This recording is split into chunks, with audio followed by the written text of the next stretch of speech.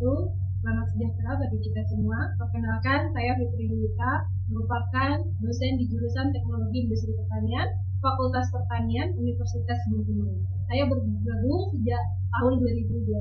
Pada kesempatan ini, saya membuat video dengan tujuan untuk memenuhi salah satu instrumen bentuk penilaian pada sertifikasi dosen tahun 2025, yaitu pernyataan diri dosen dalam unjuk kerja Tridharma Perguruan Tinggi atau PDD UKTPT bidang pengajaran. Saya menyajikan video rekaman pengajaran pada mata kuliah mesin dan peralatan industri yang telah beberapa kali saya ampu. Mata kuliah ini juga tercatat di Sister sebagai salah satu kinerja bidang pendidikan yang saya miliki. Mata kuliah mesin dan peralatan industri ini dengan kode TIP 205 merupakan mata kuliah wajib bagi mahasiswa semester 1 program studi S1 Teknologi Industri Pertanian Fakultas Pertanian Universitas Bengkulu dengan bobot 3 SKS, yaitu 2 SKS teori dan 1 SKS praktikum.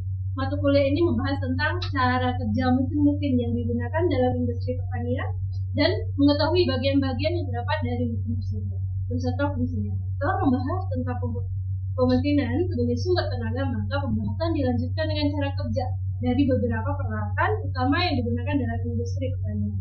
Adapun CPL yang ingin dicapai pada mata kuliah ini yaitu meliputi komponen utama berupa sikap, pengetahuan, keterampilan umum, dan keterampilan khusus. Untuk CPL sikap diharapkan mahasiswa mempunyai kemampuan cara berpikir yang cerdas, analitis, kreatif, dan mandiri. Sedangkan untuk CPL pengetahuan, mahasiswa mampu menjelaskan konsep fisika dan matematika sebagai dasar metodologi pendekatan rekayasa proses agroindustri. Sedangkan CPL umum berupa kemampuan mahasiswa mengembangkan pola pikir kritis, sistematis, dan inovatif dalam mengintegrasikan pilar kompetensi teknologi industri pertanian. Pada keterampilan khusus, mahasiswa diharapkan mampu memberikan solusi alternatif serta mampu mengambil keputusan solusi terbaik untuk permasalahan agroindustri. Untuk capaian pembelajaran mata kuliah ini atau CPNK ada pertemuan 4, karena pertemuan ini akan dijelaskan nantinya pada video, yaitu mahasiswa mampu mengetahui dan mengaplikasikan mesin dan peralatan industri pada dunia teknologi industri pertanian. Sedangkan kemampuan akhir tiap tahapan belajar atau sub CPNK pada pertemuan keempat adalah mahasiswa mengetahui peran penting mesin dan peralatan dalam kegiatan industri pertanian. Yang kedua, mahasiswa mampu mengidentifikasi klasifikasi mesin pertanian berdasarkan fungsinya. Yang ketiga, mahasiswa mampu menjelaskan contoh mesin industri pertanian dari hulu hingga hilir. Yang keempat, mengenal teknologi analitik modern sebagai bagian dari otomasi dan digitalisasi industri pertanian. Adapun materi pada setiap pertemuan, yaitu pertemuan ini ada 16 pertemuan. Pertemuan pertama, ruang lingkup mesin dan peralatan industri. Pertemuan 2 dan 3, pengertian, sejarah, dan perkembangan pemesinan industri.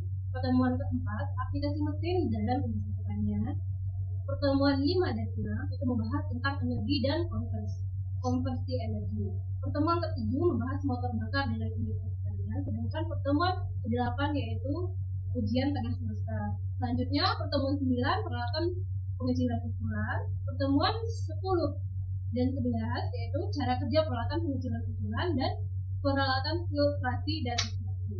Pertemuan 12 dan 13 yaitu membahas tentang peralatan pengolahan panas dan evaporasi. Dan pertemuan 14-15 itu membahas tentang teknologi pengeringan. Pertemuan 16 yaitu ujian akhir semester. Sistem pembelajaran perkuliahan dilakukan secara blended learning, yaitu menggabungkan pertemuan tatap muka sinkronus dan pembelajaran daring asinkronus. Adapun tatap muka tadi telah dijelaskan ada 16 kali pertemuan. Daring yaitu menggunakan Google Drive atau e-learning, digunakan untuk diskusi, kuis, dan penugasan. Yang terakhir itu praktikum. Sedangkan pada metode pembelajaran atau aspek delivery disampaikan melalui beberapa metode, diantaranya yaitu ceramah, interaksi antara dosen dan mahasiswa dengan media PowerPoint dan video demonstrasi. Yang kedua, diskusi kelompok untuk studi kasus pemecahan masalah di lapangan.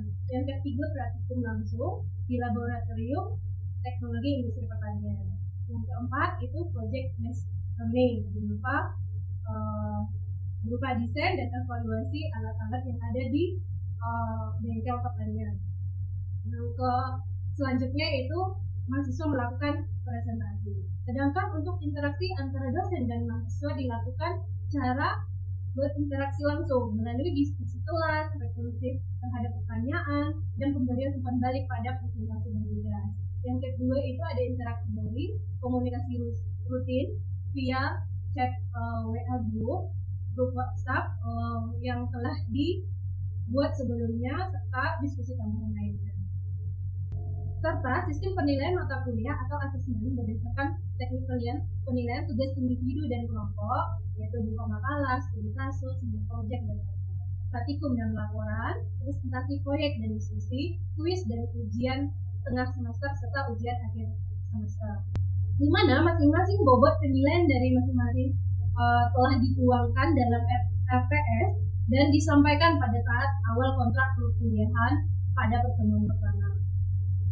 Demikian informasi yang dapat saya sampaikan mengenai mata kuliah mesin dan peralatan industri untuk mahasiswa S1 Teknologi Industri Pertanian, Fakultas Pertanian Universitas Bengkulu.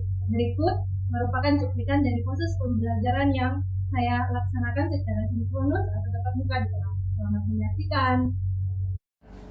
Assalamualaikum warahmatullahi wabarakatuh. Selamat siang. Mereka banyak di depan? Oke, kita lanjut pertemuan kita di pertemuan keempat. Sebelumnya kita sudah membahas peran mesin dan peralatan di industri. Sekarang kita bahas pertemuan keempat, mesin dan peralatan pada dunia teknologi industri pertanian. Oke? Ya, silakan.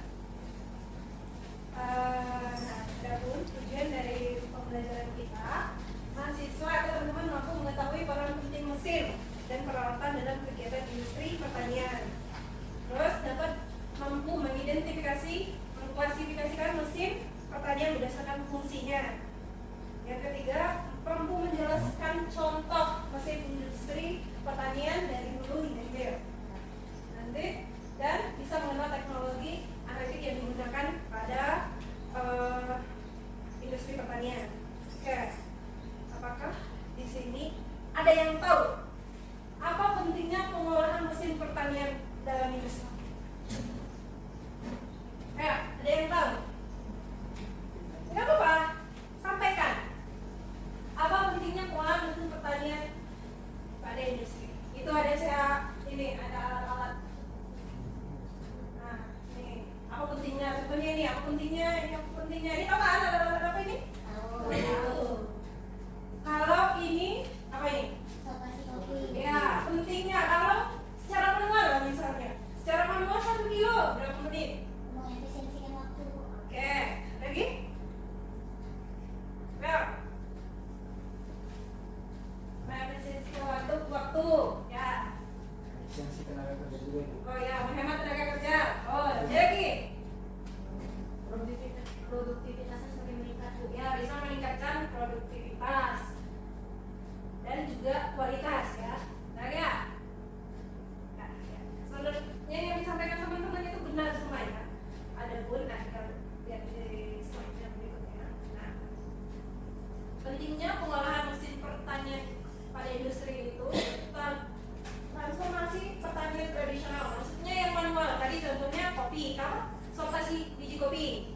Kalau manual itu 1 kilo bisa 15 menit dia sortasi sendiri. Tapi kalau pakai alat, kalian pernah lihat alat sortasi yang di bengkel itu, yang di depan mabur itu?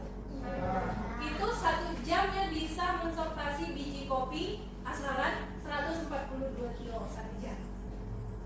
Nah kalau manual 15 menit itu 1 kilo. Coba bandingkan berapa efisien waktu yang dihasilkan. Lanjut kita klasifikasi mesin peralatan pertanian. Ada 3. Prapanen, panen, ini di awal ya. Pasca panen. Prapanen apa? Panen. Contohnya apa ini? Selain ini ada yang lain nggak? Yang manual contohnya apa di prapanen? Traktor, bajak, leader, sprayer. Yang manual orang-orang campur, orang-orang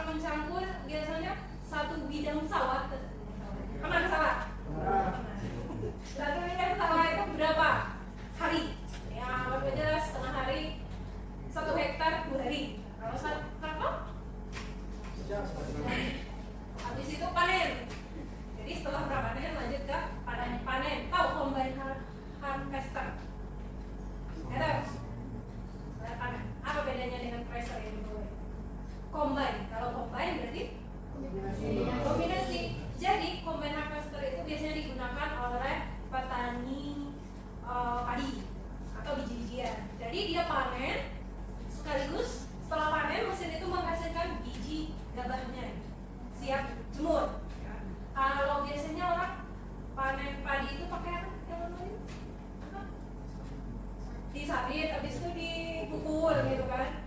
Nah, kalau combine itu 1 hektar maksimal 1 jam.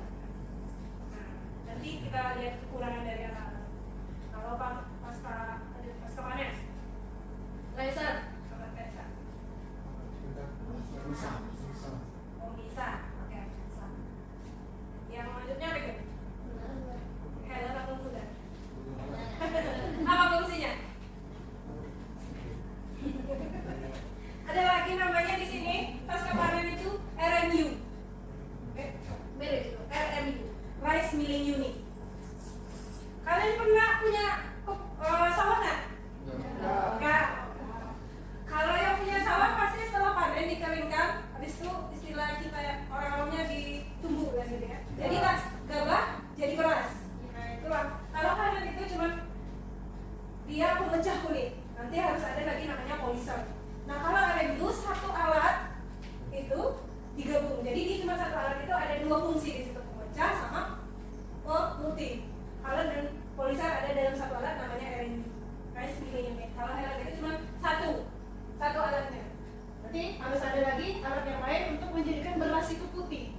Kalau enggak dia pasti berwarna krem. Ya. Kalau penggalian, oh ya. Nah ini beberapa mesin pengolahan pertanian. Mungkin kawan-kawan itu udah pada tahu alat-alat ini, ada yang sebagian tidak tahu. Ini baru ya. Coba kasih tahu saya. Ini apa? Ini apa? Ya, ini RMU, betul. Sekaligus masukin gabah di sini, keluar dia jadi beras langsung. Nggak perlu diangkat-angkat lagi. Nah ini observasi yang tadi ya, yang alat yang di sana. Ini? Ini selain ini ada lagi nggak mesin pengolahan biasanya di pabrik sawit? Ada apa lagi selain ini? Apa lagi? Press. Ya. Ya banyak ya. Salah satunya ini saya ambil contohnya tadi. Kalau ini? Spasi buah apa nih? Kuning. Ya, spasi buah jeruk. Ini berdasarkan warna. Bukan. Kalau ini? Sorade. Ini tahu nggak? Punya siapa? YSD unit 12. Ya. Ini? Spektrometer. Ingat ya, nanti pas itu di apa namanya itu skripsi dan lain-lain ada namanya spektrofotometri, ada namanya spektrofotometer. Tahu apa bedanya? Kita pernah memakai itu untuk uji kafein dan lain-lain di lab kita punya. Spektrofotometer, meter. Kalau bicara tentang meter berarti dia alat. Spektrofotometri berarti dia apa? Metode. Tapi spektrofotometri itu metode yang digunakan. Spektrofotometer itu alat yang digunakan. Ya, kalau ada meter-meter berarti dia alat yang digunakan. Ini spektrofotometer alatnya. Ya. Ini salah satunya ada di kantor kita. Kalau ini belum ada ya. Ini namanya FTIR NIRS. Tapi secara umum kita bilang spektrofotometer. Oke, betul semua berarti ya. 100 berarti nanti bonusnya. Oke, kalau dia mengenal beberapa mesin pengolahan pertanian, sudah mengenal mesin panen, pra-panen, pasca panen. Nah, saya ingin tanya ini lagi, apa peran otomasi dan digitalisasi dalam mesin industri? Karena sama-sama kita tahu sekarang ini otomasi dan digital itu sangat-sangat mempengaruhi. Nah, apalagi di bidang pertanian sudah jauh. Kalian tahu nggak? Efisiensi apa? Waktu tenaga kerja. Oke. Nah, lagi. Mempermudah sortasi buah dari kualitas dan warna. Ya, sama seperti tadi ya. Ya, itu nanti digabungkan beberapa dari sensor dan suhu. Ada lagi?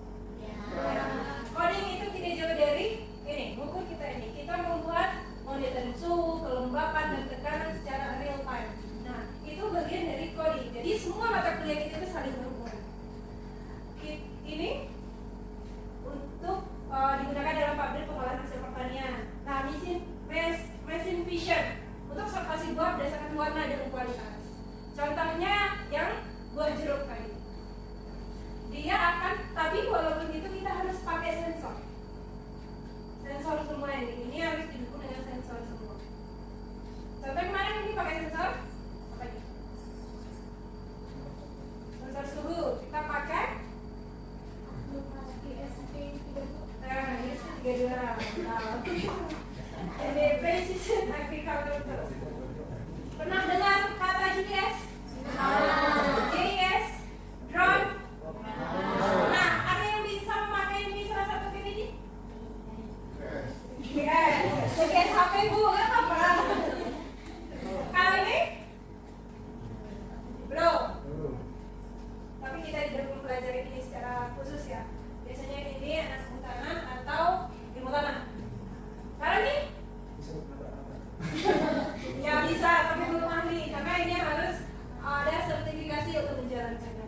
Drone ini bisa digunakan untuk panen, untuk alat pengukur bisa, selain alat untuk monitoring. Jadi ini bisa ya, tapi masih nabrak-nabrak. Ya. Nah, masuk kita ini peran otomasi. Nah, sekarang kita bicara tentang ini yang sangat kita butuhkan sebagai orang teknologi industri pertanian. Apa itu? Teknologi cepat, akurat, tanpa ada limbah, ramah lingkungan. Nah, sepersekian detik kita bisa tahu hasilnya sekian. Misalnya kita 1 detik kita dapat panjang gelombang, kita tahu karbohidratnya berapa, proteinnya berapa, kafeinnya berapa. Salah satunya kita menggunakan alat spektrofotometer. Spektrofotometer. Nah, ini contoh ya, X itu contohnya ya. X contoh. NIRS, infrared apa? Reflektor spektroskopi. Nah, ini digunakan setelah melalui panen, pasca panen, pra panen dan lain-lain. Datanglah kita untuk pengolahan. Nah, ini digunakan sebagai proses pengolahan mutu produk. Ini bisa digunakan untuk apa? Evaluasi non-destruktif fisik maupun kimia yang menggunakan unsur OH, CH, OH apa?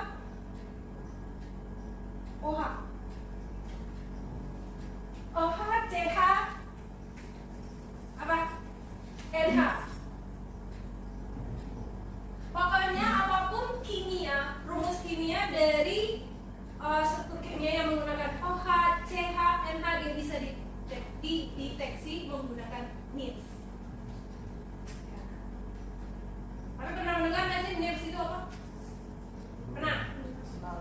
Nah, karena kalian pernah memakai di laboratorium, tapi bukan NIRS namanya ya, UV Visnir. Nah, yang membedakan UV Visnir dengan NIRS itu hanya pada panjang gelombang. Nah, UV Visnir yang kalian pakai itu panjang gelombangnya dari 100 sampai 1000 nanometer. Nanometer ya. Kalau kalau Visnir panjang gelombangnya dari 700 sampai 2500. Nah, bedanya apa Bu? Pengen tahu nggak bedanya? Untuk pendeteksian. Kalau Visnir itu, UV Visnir itu masih dipengaruhi cahaya tanpa. Jadi dia masih banyak warna putihnya. Kalau NIRS ini dia sudah bisa mendeteksi zat kimia, kandungan kimia yang ada di dalam bahan atau fisika yang ada di dalam bahan. Jadi mendeteksinya itu pakai panjang gelombang. Tahu panjang gelombang? Ada namanya pola panjang gelombang. Nanti hitungnya pakai nanometer. Nanti bisa kita praktekkan juga, ya. Nah, ini dia. Teknologi pengukuran kandungan kimia atau fisik bahan secara cepat, presisi dan non-destruktif berbasis panjang gelombang sinar inframerah dekat atau infrared, near infrared tadi ya, dengan panjang gelombang 700 sampai 2500 nanometer. Dia dapat menyerap getaran ikatan kimia OH. OH apa? CH? Kalian secara ininya lah, lemah nggak sih? Nggak? Ya. Pokoknya apapun yang mengandung apapun yang mengandung ini yang ada unsur ini kimia atau fisikanya bisa dideteksi pakai NIRS. Ada nggak kata-kata baru yang kalian lihat di sini? Apa? Yang kata-kata baru? Secara cepat. Oke, dia per sekian detik bisa mendeteksi kandungan yang ada pada bahan. Presisi.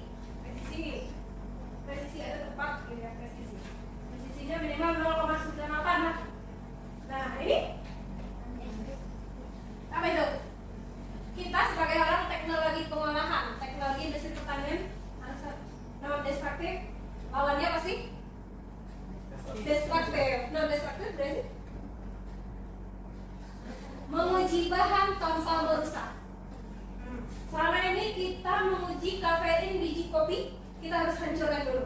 Ya, kalau pakai ini enggak, dia hanya pakai cahaya. Misalnya ini pakai probe, tembak bahan, dan keluar gelombang seperti ini. Nah, itu bisa kita deteksi. Per sekian detik ukuran terserah dari 0, dari bubuk sampai biji-bijian bisa dideteksi. Jadi ini yang destruktif ya, tanpa berusaha bahan. Kalau destruktif berusaha bahan seperti yang kita lakukan selama ini di laboratorium.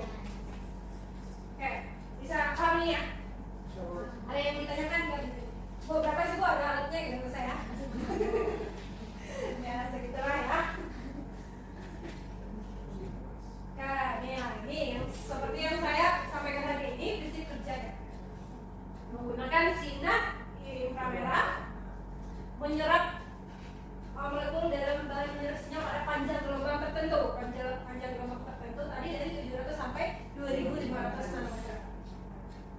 Nah, bisa menggunakan pantulansinya reflektor yang ditangkap, bisa menggunakan transmitter, bisa menggunakan absorban. Absorban apa? Absorban. Kita sering dengar absorban pas apa itu? Skripsi, seminar proposal, seminar hasil, absorban. Apa itu? Kalau reflektan pantul, kalau absorban penyerapan absorban. Bisa menggunakan reflektan, bisa menggunakan absorban. Hari ini keunggulannya cepat, tanpa merusak bahan, ramah lingkungan ya, ramah lingkungan ini ya. Ramah lingkungan karena dia tidak membutuhkan kimia, cukup menggunakan apa tadi? Sinyal infrared. Ekonomis. Tapi jangan salah.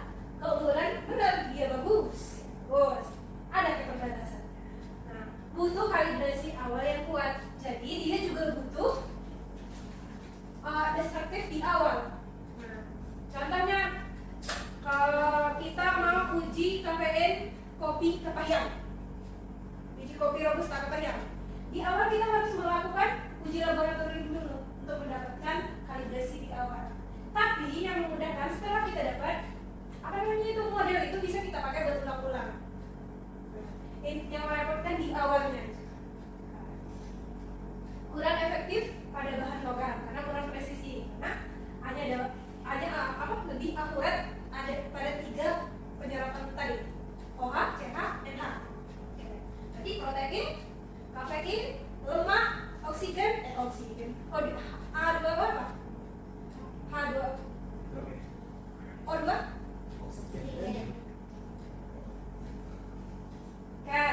Tidak semua parameter bisa dianalisis langsung ya, harus dilakukan destruktif dulu. Oke, nah inilah beberapa hambatan dalam penggunaan mesin secara industri secara keseluruhan ya. Tadi kita bisa menggunakan alat yang canggih, tapi keterbatasan biaya. Nah inilah yang harus kita lakukan sebagai mahasiswa, membuat inovasi yang terbaru. Oke. Kurangnya pelatihan operator. Nah, kita buat alat harus ada SOP, manual book. Ini peran pemerintah harusnya mengadakan penyuluhan. Terus kesalahan kalibrasi ini yang bersifat fatal.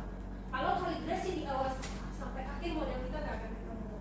Kalau kalibrasi salah sampai akhir yang kita teliti dia nggak akan dapat. Ya. Nah, ini skala usaha kecil. Biasanya alat